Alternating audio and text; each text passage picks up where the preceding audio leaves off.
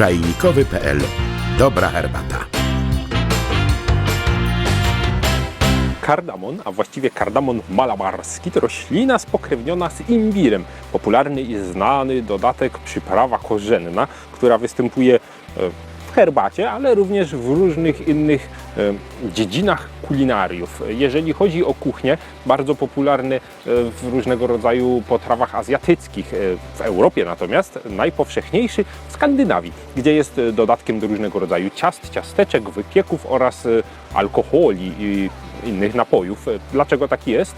Otóż Wikingowie we wczesnym średniowieczu dotarli do Bizancjum i tam poznali kardamon, zabrali go do siebie i okazało się, że bardzo się spodobał i przyjął w Skandynawii. Od tamtego czasu jest tam znany i teraz bardzo popularny najbardziej w całej Europie.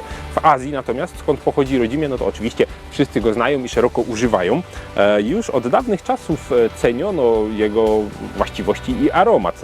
Właśnie o aromacie warto wspomnieć, ponieważ przez charakterystyczny, świeży zapach kardamonu robiono z niego perfumy, a nawet kadzidło. Legenda twierdzi, że sama Kleopatra okadzała kardamonem swój pałac przed przybyciem Marka Antoniusza, ponieważ miło się to kojarzyło, albowiem kardamon jest również afrodyzjakiem. Może akurat nie w postaci dymu.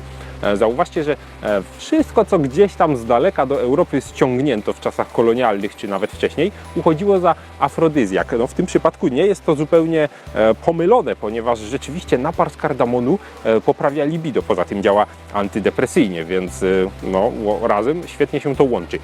Jeżeli chodzi o właściwości zdrowotne, to najczęściej jest jednak polecany na dolegliwości pokarmowe, całego przewodu pokarmowego. Działa świetnie od samej góry, od zgagi, przez niestrawność aż po wzdęcia, więc jest często składnikiem różnego rodzaju nalewek i jakichś środków na poprawę trawienia.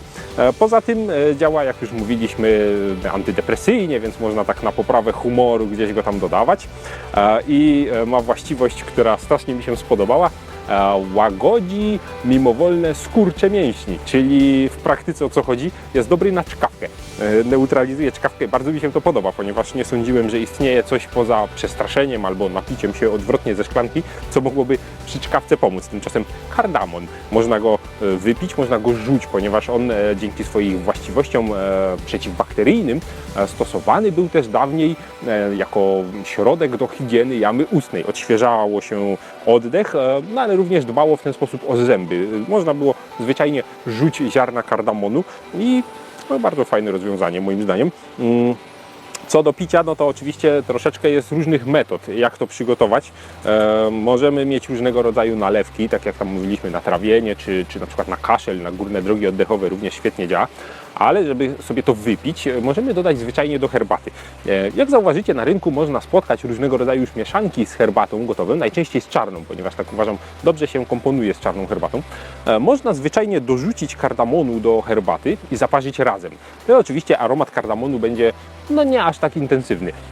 Spójrzcie na przykład na Indię i na ich narodową chai masale, czyli herbatę, która bazuje na wygotowanych korzeniach. Tam oczywiście jest więcej rzeczy, jest poza kardamonem imbir, cynamon, prawda, przeróżne rzeczy. Ilu Hindusów, tyle przepisów.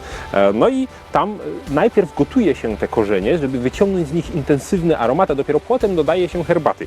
Taką metodę również polecam. Można podgotować sam kardamon, można go na przykład zalać wrzątkiem i pozostawić, aż nawet do całkowitego wystudzenia, nawet na noc, no i później wypić dla celów zdrowotnych, chociaż nie wiem, czy to takie akurat najsmaczniejsze.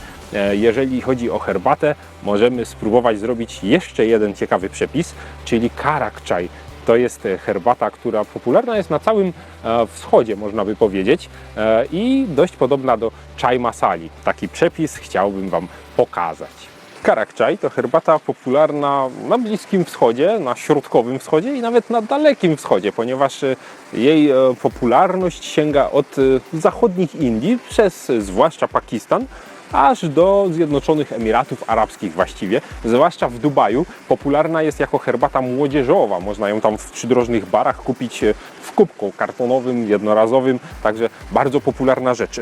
Jest to herbata bardzo podobna do indyjskiej chai masali, nawet uważa się, że od niej się wywodzi. Tyle, że chai masala, która zawiera masę różnych korzennych dodatków, jest raczej taką bogatą wersją, a karak chai właściwie zawiera tylko kardamon z tego wszystkiego.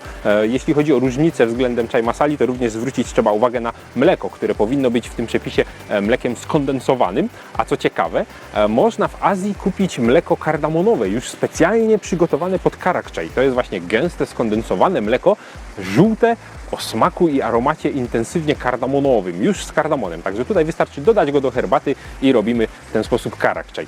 Również słowo karak chai w całej Azji troszeczkę różnie jest rozumiane. Na przykład w Indiach i w Pakistanie czasem tym słowem określa się również taką chai masalę indyjską, albo czasem mówi się tak po prostu na bardzo mocną herbatę.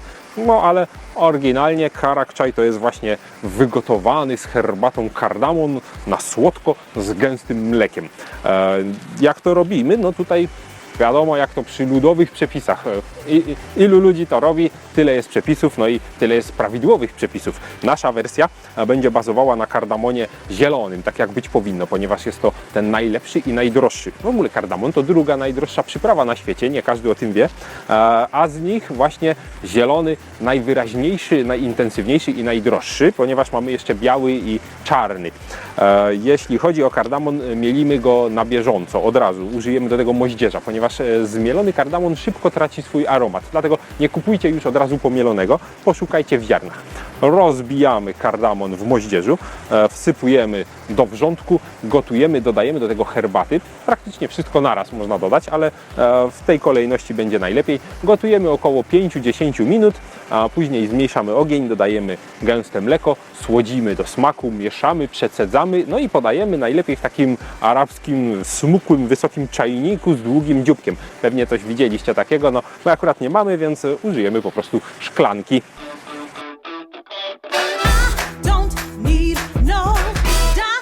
Kiss, you won't seal the deal, boy, like this, 'cause I don't want for nothing. All I need is you. Don't have to buy my love, I'm sold on you.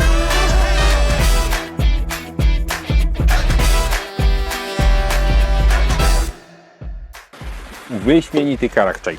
Bardzo mi się to podoba, bardzo pasuje mi w mój gust. Daliśmy trochę za dużo czarnej herbaty, czuję, ale był to właściwy ruch. Spróbujcie również przesadzić. Zresztą przy wszystkim wolę trochę przesadzić. Herbatę czuć bardzo wyraźnie, bardzo intensywna, a jej gorycz łagodzona jest przez cukier i mleko. W dodatku gęste mleko, które sprawiło, że ten napój się robi taki kaloryczny, gęsty. No i pierwsze skrzypce, które gra kardamon, orzeźwiająco korzenny, świeżutki, taki lekko nawet cytrynowy, świeżo umielony, no po prostu doskonałe połączenie. Polecam na każdą okazję, a zwłaszcza na zbliżającą się jesień, ponieważ zaliczam takie napoje raczej do jesiennych, rozgrzewających i bardzo zdrowych. Super, jestem zachwycony. A jak Wy używacie kardamonu, macie jakiś swój ulubiony przepis z kardamonem, może robić jakąś herbatę kardamonową inaczej, a może w ogóle w jakiś zupełnie inny sposób go zażywacie. Jesteśmy bardzo ciekawi. Piszcie w komentarzach i do zobaczenia na czajnikowy.pl.